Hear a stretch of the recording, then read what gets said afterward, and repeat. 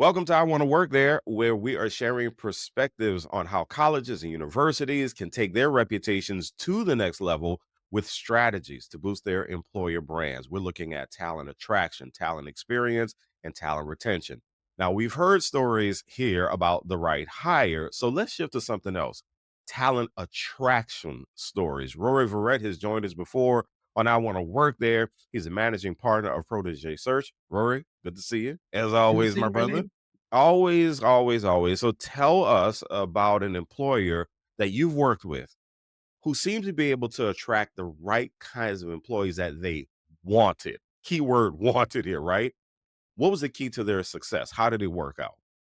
All right. One of our clients is the San Francisco Giants baseball team, and we recruited their chief marketing officer. Now, San Francisco Giants, they're in the Bay Area.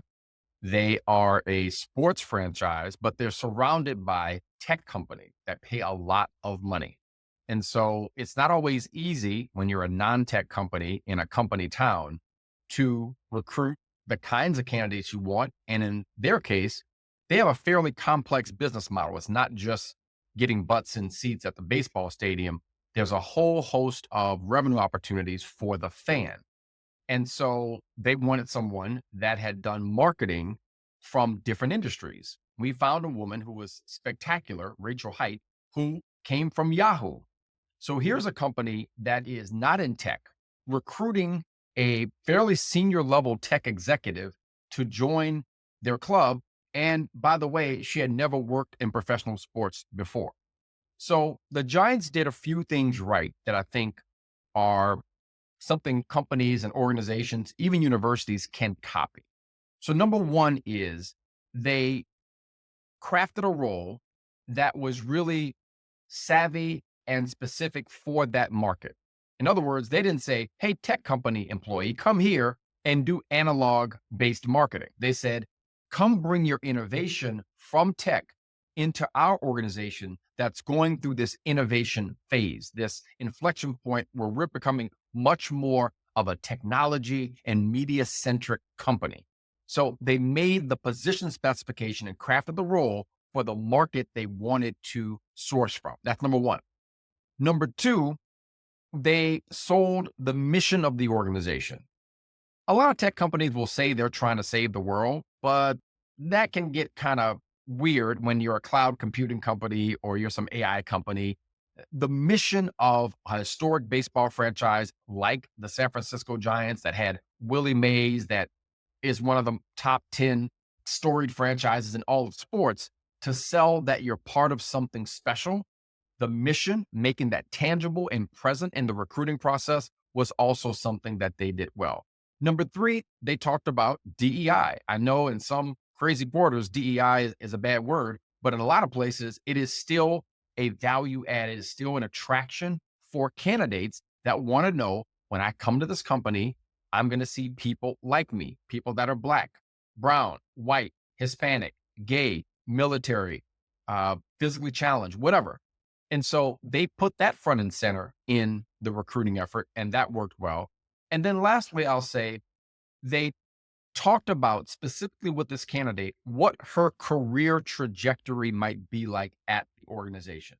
It's not just, hey, come to our organization, there's this cool role. It's, we know in 3 to 5 years, you might look for a bigger opportunity or a bigger platform. How do we retain that person? Well, we retain them by telling them when they come in the door, this is how your career can be made here, how you can get stretched, how you can grow, how you can learn by staying in this organization. So those four things were what the San Francisco Giants did to attract a high profile, passively interested tech executive and redirected her career toward working at the Giants. The things that really stood out to me, number one, is that you had this organization in a highly competitive market. And even though it's not the same thing, and higher ed is dealing with this right now. Higher ed is really fighting against other industries to keep the talent.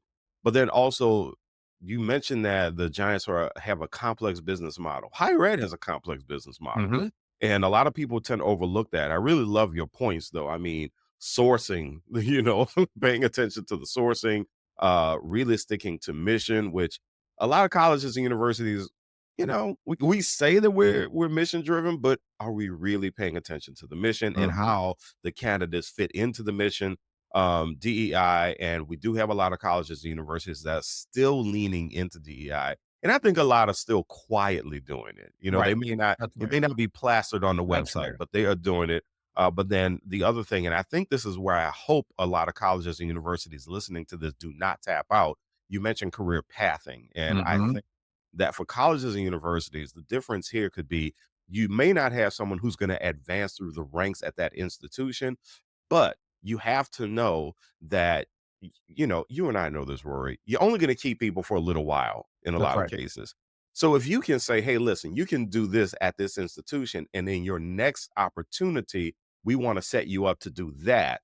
I think that could be something that could be really workable. If you can't career path them on campus, at least set them up, because I always say this: when people leave the institution, you want them to leave saying, "I wish I were back." And Mhm. so that's the thing. Make them treasure that opportunity. And here's a direct parallel that I think makes sense for universities. When we recruit candidates, we tell our clients the way to retain them is in the process and the framework of how you recruit them. So your retention strategy starts with how you recruit them. And I know you and I have talked about this, and this has been something you beat the dead horse back alive about, is if you're looking at alumni contributions, that starts with the student when they come on campus. What's their experience like when they come on campus? If you can make that experience positive, enriching, make it seem like it's a magical time and place in their lives, they will open up their wallets in gratitude for the rest of their careers. But if you make that experience horrible, they're going to take their marbles and go home, get their degrees, and find another philanthropic outlet for their donations. Yeah.